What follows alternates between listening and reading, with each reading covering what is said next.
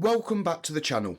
In today's video, I'm going to be giving you my thoughts on 28 Years Later The Bone Temple, because I know it's going to have some mixed reviews, and I'll be honest, this film definitely wasn't what I expected it to be. So let's get into it.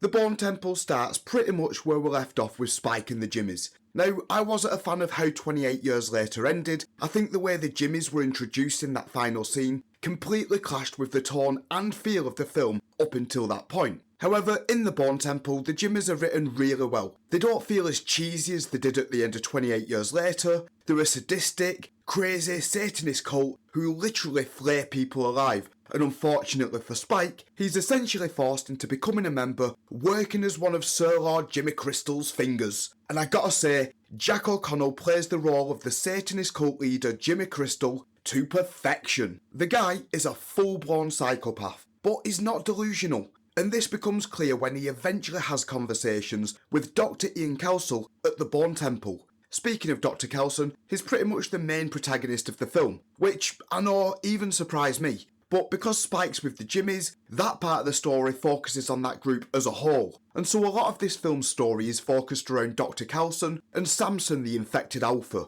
which is where I think a lot of people will dislike this film. Not because the writing or story's bad, but because a lot of the scenes makes the film feel like a bromance comedy.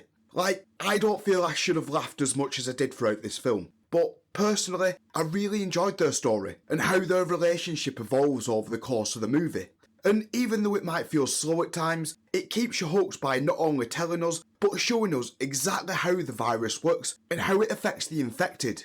Chi Lewis Perry was phenomenal as Samson throughout this film. At times, he's just as brutal and terrifying as he was in part 1, but then you catch glimpses of his humanity, struggling to break free from the infection. It's not done lazily either, like in some films, where a character simply tells the audience the humanity's still there. Instead, you see it for yourself, as you watch both you and Dr. Kelson are left wondering if he's truly regaining what was lost, or if it's simply the drugs Samson's being given. Now, speaking of the infected, they're not really a main focus or threat throughout this film, and again, this might annoy people. Don't get me wrong, they had one or two decent scenes, but they definitely felt like an afterthought. But if I'm being honest, with the story this film's setting up and trying to tell, I can see why.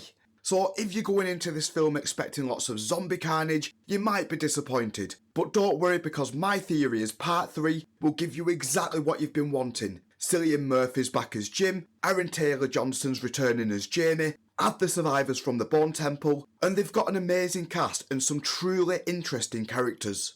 Honestly, shit's about to go down in the next film. I reckon the infected's going to take back the spotlight as the main threat and focus of the story. But what about you? What are your thoughts on 28 Years Later The Bone Temple? Did you enjoy it? Did you hate it? Do you have any theories of your own? Let me know down in the comments, and if you could do me a solid by liking and subscribing, it'd be much appreciated. I hope you all have a great week and thanks for watching. Until next time peeps, stay frosty.